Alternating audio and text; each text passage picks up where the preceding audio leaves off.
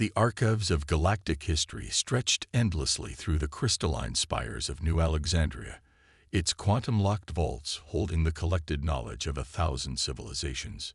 Senior archivist Val Neth's tendrils rippled with anticipation as she guided her young apprentice through the restricted section, their bioluminescent forms casting dancing shadows on the ancient walls. "Remember, Apprentice 6, Val Neth's thoughts echoed in the sealed chamber. Some knowledge comes with a price. What you're about to access has shaped our modern galaxy in ways few understand." Zix's neural clusters pulsed with excitement as they approached Vault Zero, where the most classified records of the Galactic Federation were kept. For centuries, scholars had whispered about the contents of archive file TCH-001, the official record of why humans, a species confined to a single solar system, were the only race ever banned from participating in galactic warfare.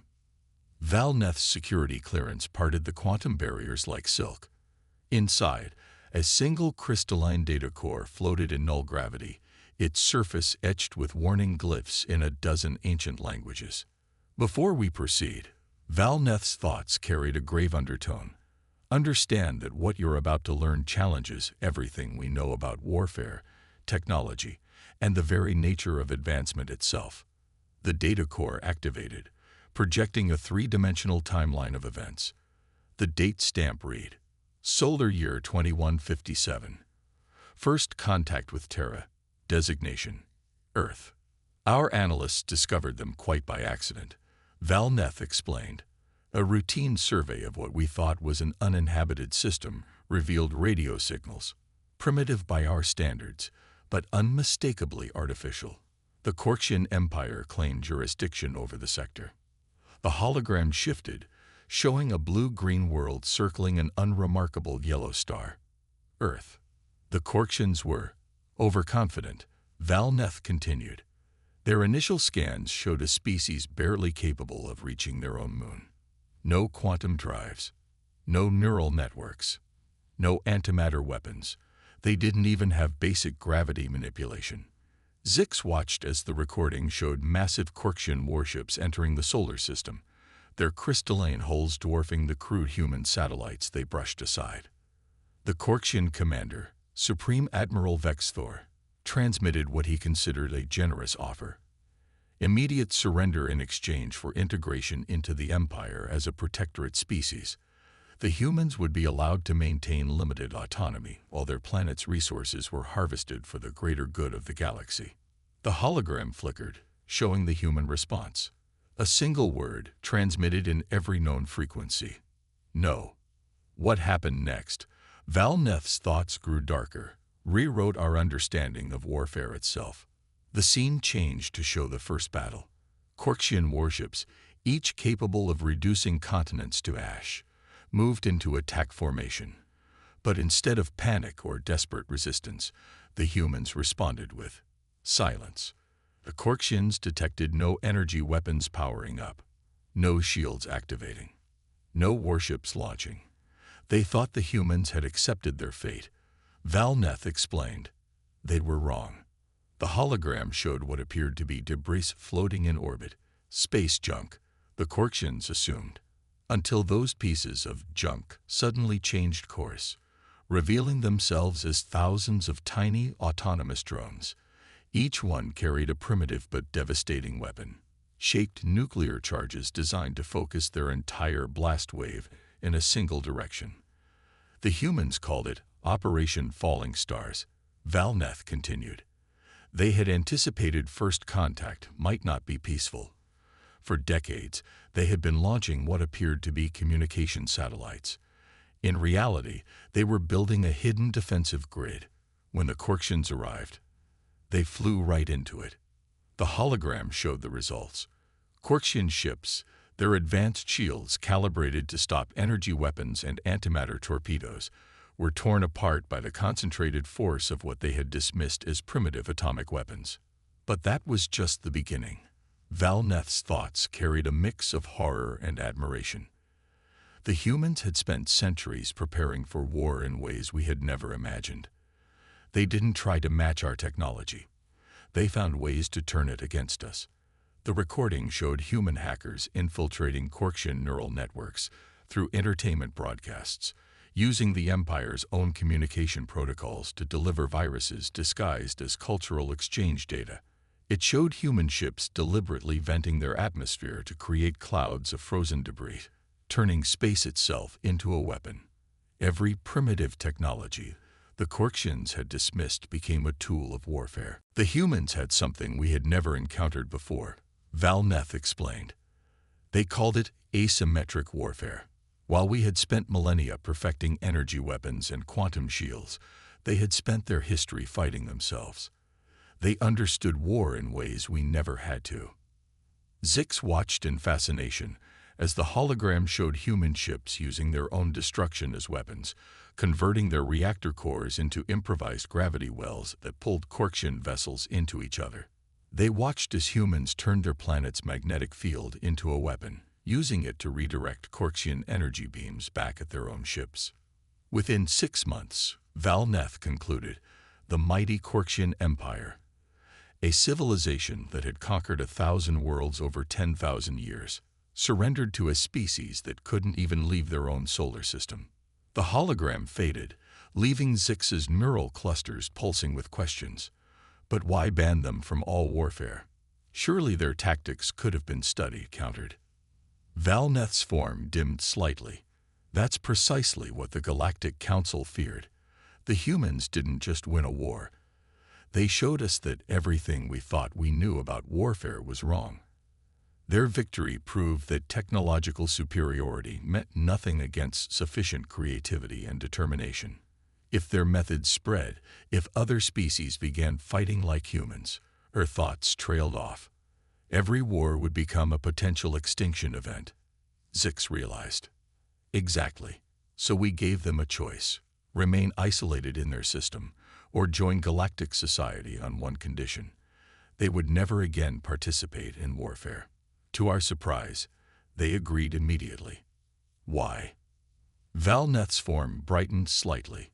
Their representative said something I'll never forget. We don't fight because we want to. We fight because we have to.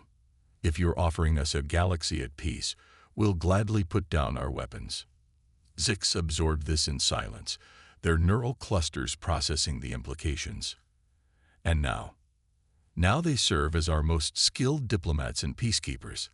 The species that taught us the true horror of war became our greatest advocates for peace. But every now and then, when a young race grows too aggressive, we show them these records. A reminder that sometimes the most dangerous species isn't the one with the most advanced weapons. It's the one that has learned to turn anything into a weapon. The quantum vault sealed behind them as they left, securing once again the knowledge of humanity's terrible creativity. But Zix couldn't help but wonder, in a galaxy of peace maintained by the threat of human ingenuity, who were really the primitives and who were the advanced species? Supreme Admiral Vexthor of the Korkshian Empire stood on the command deck of the Eternal Dawn, his crystalline exoskeleton catching the light of Earth's sun. The holographic displays showed him everything about this backwater world: its primitive satellites, its polluted atmosphere, its inefficient cities powered by burning fossil fuels. The planet was perfect, rich in resources, strategically located, and defended by a species that had barely mastered basic spaceflight. Prepare the standard first contact package, Vexthor commanded, his voice resonating through the neural network that connected all Korkshian ships. Let's show these primitives what real civilization looks like. The Eternal Dawn's quantum arrays activated, broadcasting a message to every communication device on Earth. The transmission showed the glory of the Korkshian Empire, worlds transformed into paradise gardens, citizens enjoying immortality through consciousness transfer, ships that could cross galaxies in moments. All this could be humanity's, the message explained, if they simply accepted their place as a protectorate species. In the United Earth Defense Command bunker beneath the Himalayas, General Sarah Chen watched the alien transmission with her command staff. The room was silent except for the soft hum of quantum detection equipment. Technology reverse-engineered from a crashed scout ship decades ago, its existence kept secret from even their own people. "They're exactly what we expected," Chen said, her voice calm despite the gravity of the moment. Type 3 superiority complex, over-reliance on advanced technology, complete dismissal of potential threats. She turned to her staff. "Begin Operation Looking Glass." Across Earth's surface and throughout the solar system, hidden facilities hummed to life. In abandoned mines, beneath ocean floors, and in asteroid bases, humanity's real military awakened. Not the decoy forces the aliens could see, but the true defense grid humanity had spent the last 50 years building in absolute secrecy.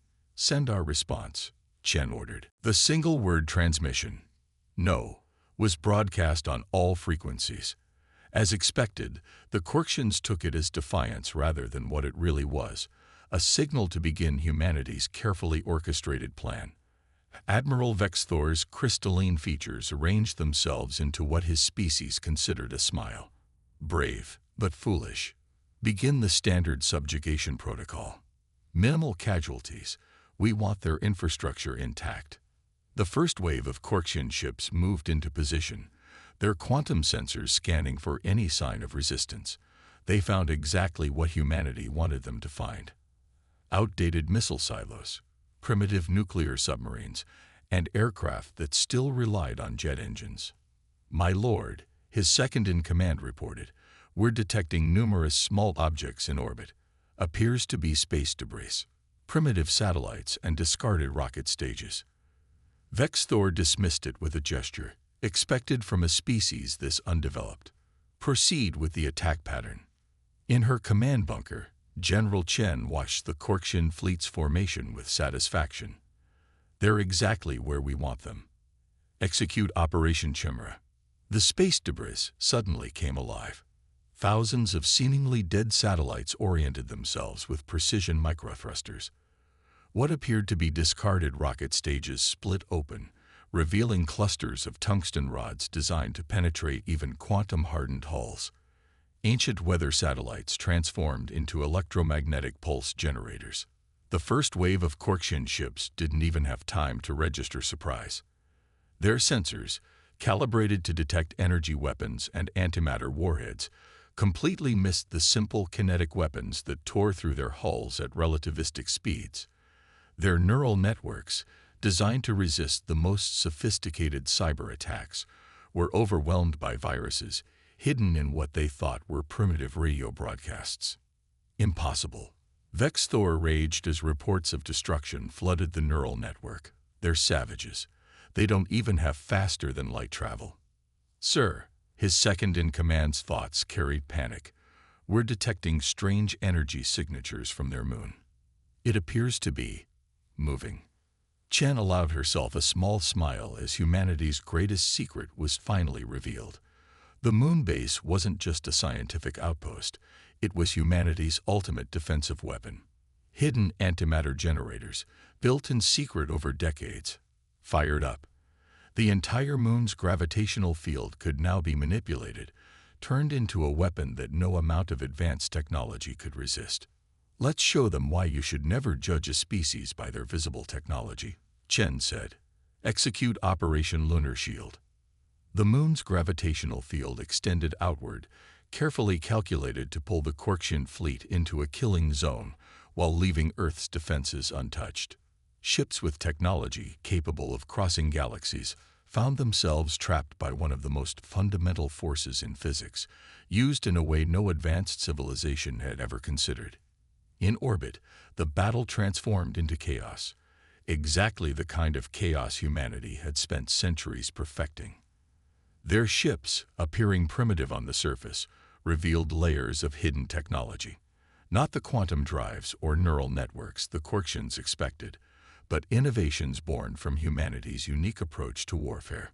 Ships that appeared to be simple chemical rockets suddenly deployed metamaterial cloaking. Crude nuclear weapons turned out to be precisely engineered gravity bombs. What the Quirkians dismissed as primitive radio communication was actually a complex system of quantum entanglement communicators, hidden in plain sight. We've spent our entire history fighting ourselves. Chen explained to her staff as they watched the battle unfold. While they were perfecting their technology, we were perfecting the art of war itself. They see our visible technology and think they know our capabilities. They don't understand that humanity's greatest weapon has always been our ability to hide our true strength until the perfect moment. The Korxian fleet, for the first time in their 1,000-year history, began to retreat. But humanity had planned for this too. Hidden bases in the asteroid belt activated, revealing ships that had been waiting in silence for decades. The Korxians found their retreat cut off by weapons and tactics they had never imagined possible. Vexthor, watching his mighty fleet being systematically destroyed by what he had dismissed as primitives, finally understood. These humans hadn't been trapped in their solar system by technological limitations.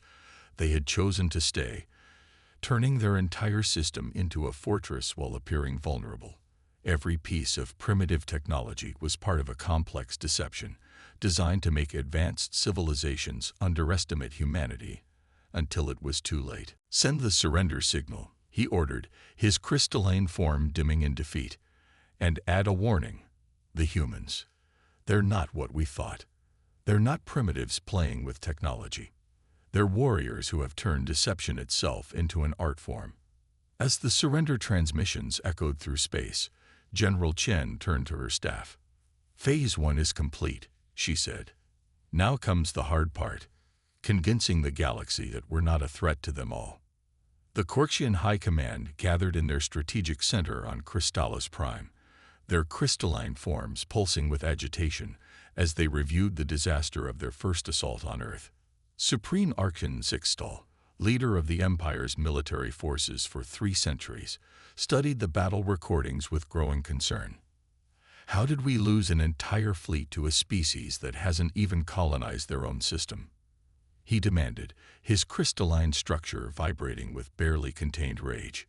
The answer came from an unexpected source.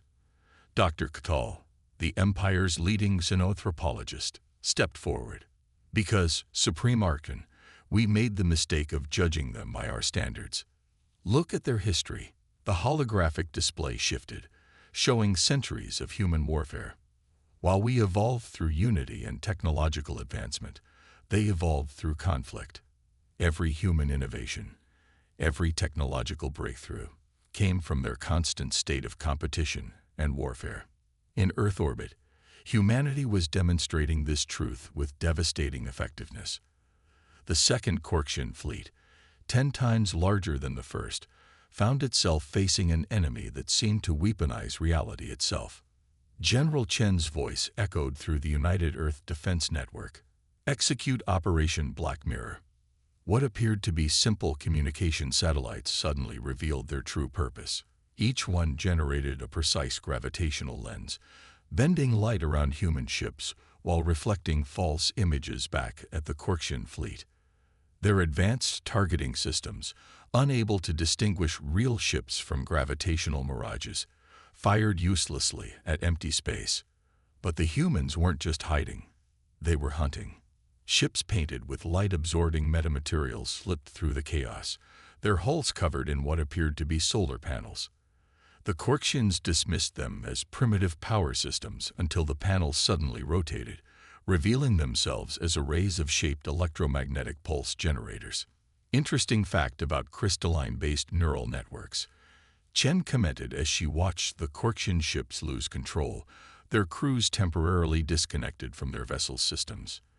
They're incredibly vulnerable to the right frequency of electromagnetic disruption.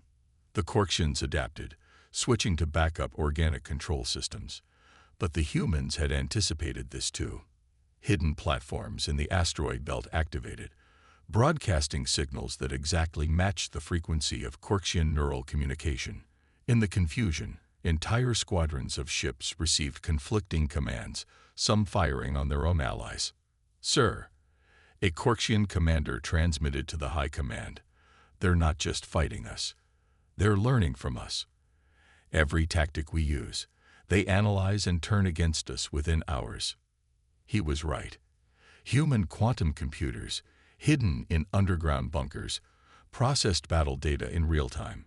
Each Korxian adaptation was met with a countermeasure that seemed impossible for their level of technology. But the humans weren't relying on technology alone.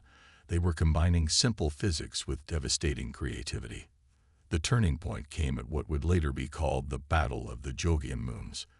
The Korksians, believing they had finally understood human tactics, deployed their newest weapon, a quantum field generator that would disable all electronic devices within the solar system.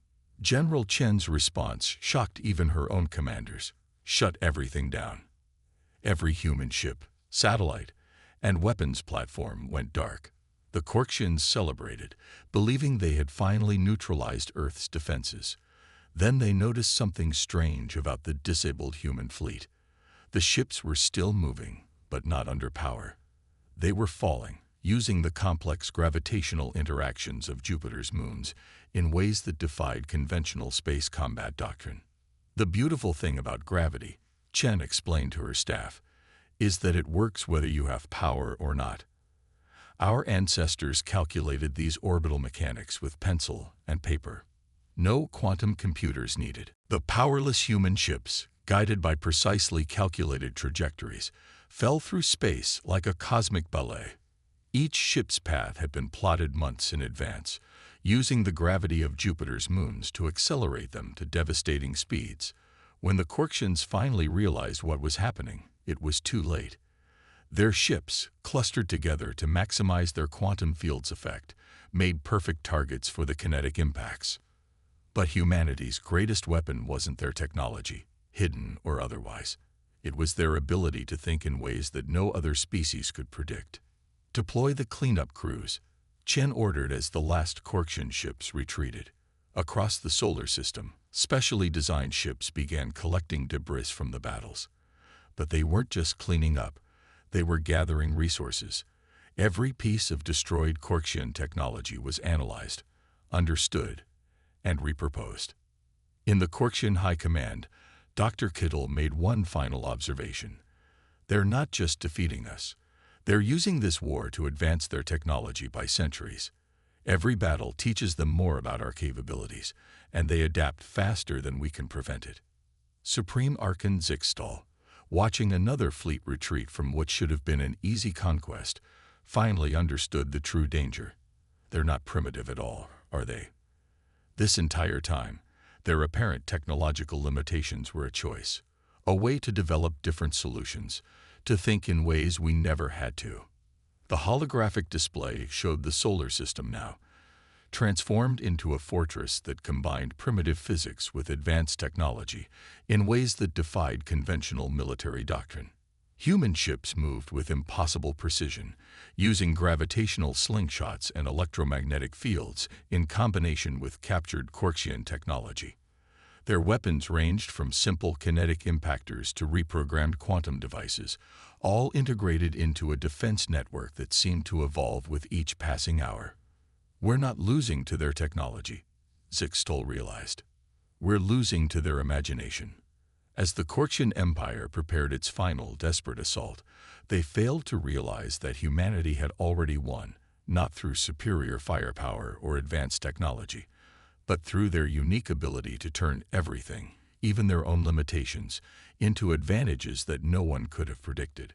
The galaxy was about to learn why humans would soon be banned from warfare, not because they were too destructive, but because they made warfare itself evolve in ways that threatened the very foundations of galactic civilization.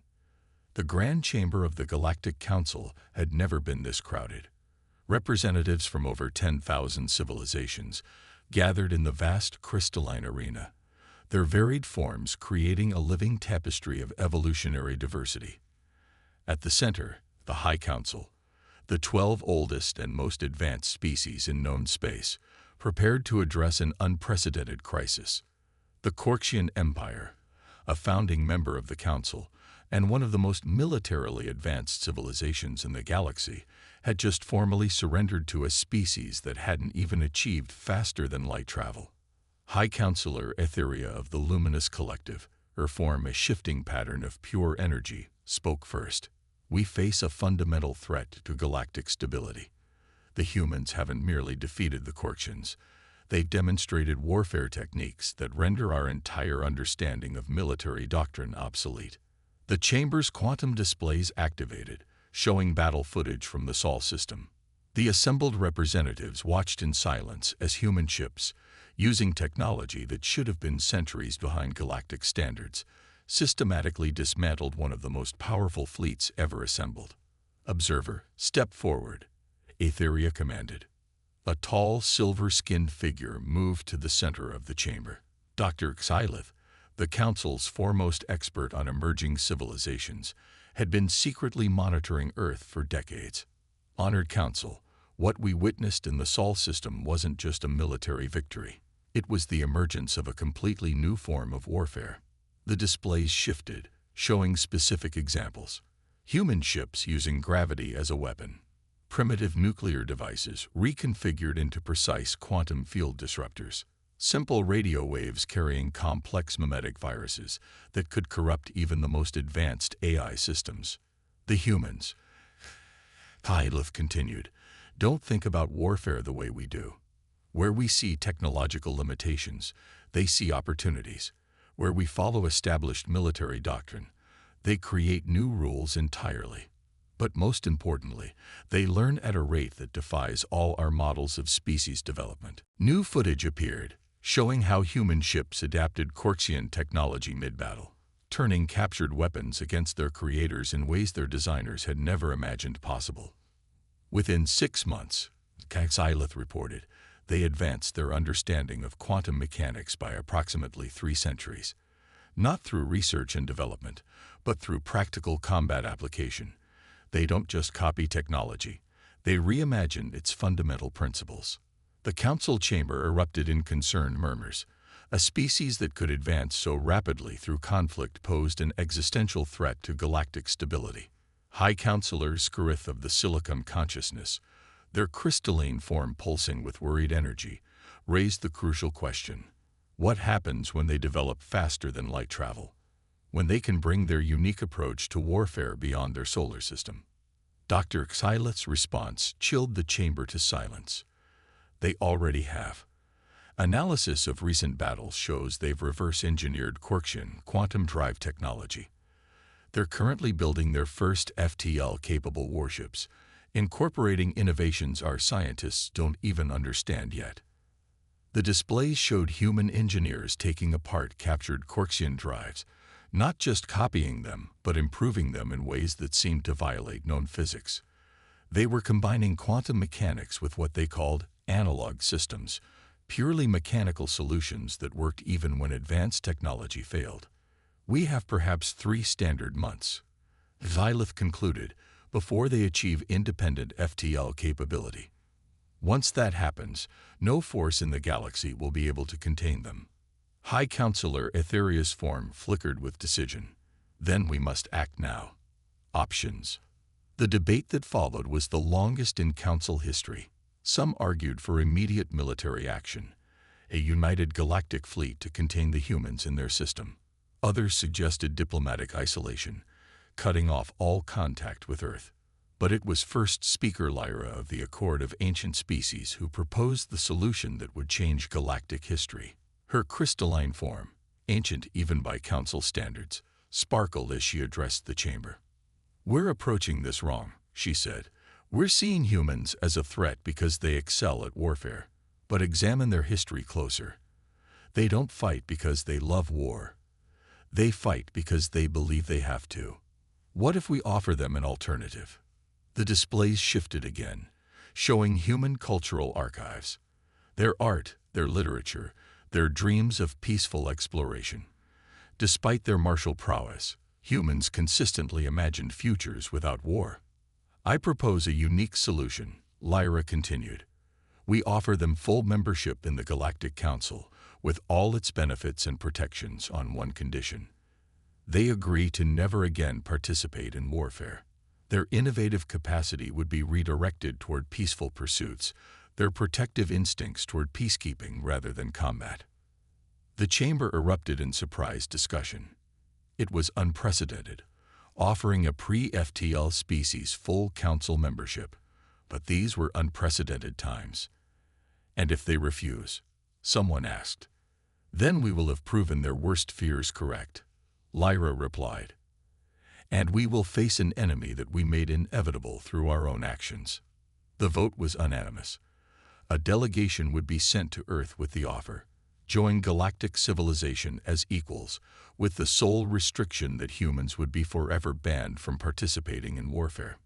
What nobody expected was humanity's response.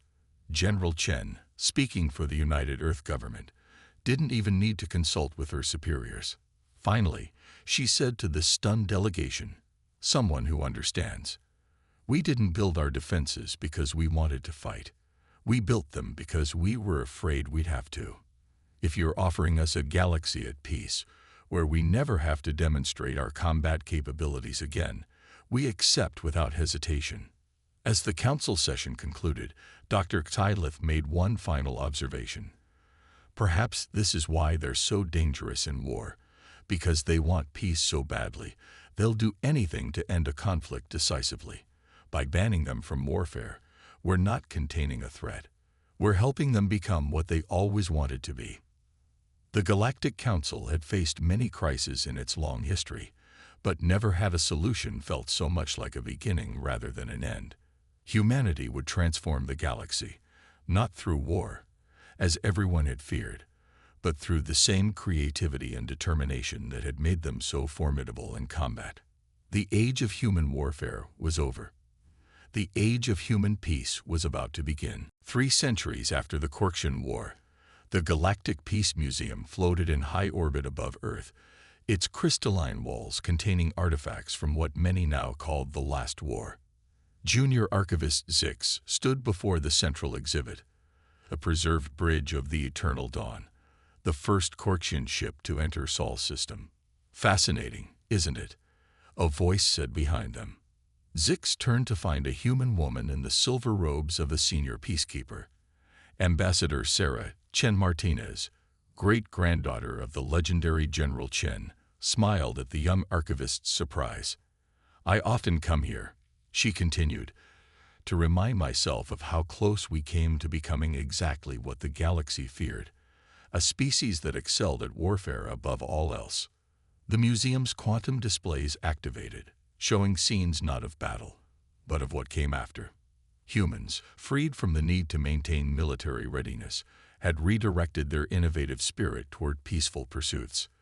The same creativity that had turned simple physics into weapons now transformed entire worlds. "My great-grandmother used to say that humans were never meant to be warriors," Sarah said, walking with Zix through the historical exhibits. "We became good at warfare because we had to. But our true talent was always finding unexpected solutions to complex problems."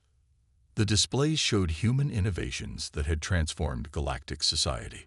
Their unique approach to quantum mechanics, developed during the war, had revolutionized faster than light travel. Their understanding of gravity manipulation, originally weaponized against the Korkshans, now powered environmental restoration projects across 1,000 worlds. "But surely," Zix ventured, their crystalline form shifting with curiosity, "there must have been opposition. Humans who wanted to maintain their military capabilities." Sarah's smile held a hint of pride. "Oh, there were. Until they realized something remarkable. The ban on warfare didn't limit our ability to protect ourselves or others. It just changed how we did it." The next exhibit showed the Peacekeepers Corps, an organization that had become legendary across the galaxy. Humans, it turned out, were just as innovative at preventing conflicts as they had been at winning them.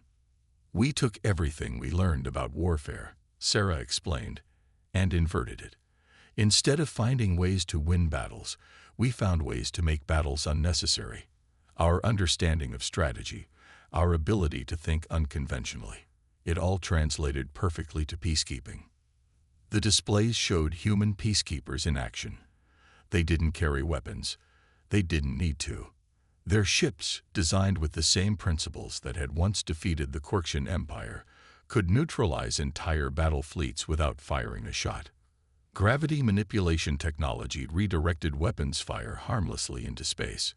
Quantum field generators could temporarily disable any known weapon system. The greatest irony: Sarah continued, is that we're more effective at protecting the galaxy now than we ever could have been as warriors. When you spend centuries learning how to win wars, you learn a lot about how to prevent them. They paused before a hologram showing the current state of human space. What had once been a single heavily fortified solar system was now a thriving network of worlds, each one a testament to human innovation. The orbital defense platforms that had once hidden weapons now housed research centers. The moon base, once Earth's ultimate weapon, had become the galaxy's premier center for gravitational studies. But some species still fear us, Zix observed. They say humans could return to warfare at any moment, that we're just one crisis away from revealing our true nature. Sarah's laugh echoed through the museum chamber. They don't understand. We didn't give up warfare because we had to. We gave it up because we found something better.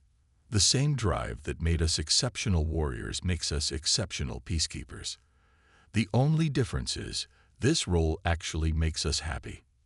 The final exhibit showed the most recent Galactic Council session, where human peacekeepers had prevented a war between two ancient species through a solution so elegant and unexpected that it had been added to the diplomatic training curriculum of 1,000 worlds. You know what the real secret is? Sarah asked, turning to face Zix directly. We're still exactly what we always were. A species that looks at problems differently than anyone else. We still think unconventionally, still find solutions others consider impossible. We still prepare for every contingency, and innovation is still our greatest strength. We just channel it differently now. A group of young diplomats from various species entered the museum, their tour guide explaining how human peacekeeping techniques had reshaped galactic politics. Sarah watched them with satisfaction. The galaxy banned us from warfare because they feared what we could do in combat, she said. But in doing so, they freed us to become something far more powerful, a species that could end conflicts before they began. It turns out that preventing a war requires just as much creativity as winning one. Maybe more. Zix absorbed this wisdom, their form pulsing with new understanding. So when species come here, seeing these exhibits of human military prowess, they're missing the real lesson. Sarah finished. The most important thing about humanity isn't how well we fought. It's how readily we stopped fighting when offered a better option. That's the true measure of any species, not their capacity for warfare, but their capacity for peace. As they left the museum, Earth's sun casting long shadows through the crystalline walls, Zix realized something profound. The humans hadn't been banned from warfare. They had been freed from it. And in that freedom, they had become something far more remarkable than any warrior species could ever be. They had become the galaxy's guardians of peace, proving that the most powerful force in the universe wasn't the ability to win wars, but the wisdom to prevent them. The last war hadn't just changed humanity. It had changed the very nature of power in the galaxy. And as new species reached for the stars, they would find not the terrible warriors of legend, but something far more impressive, a civilization that had transformed its greatest weapon, the human capacity for innovation, into a force for peace that would endure as long as the stars themselves.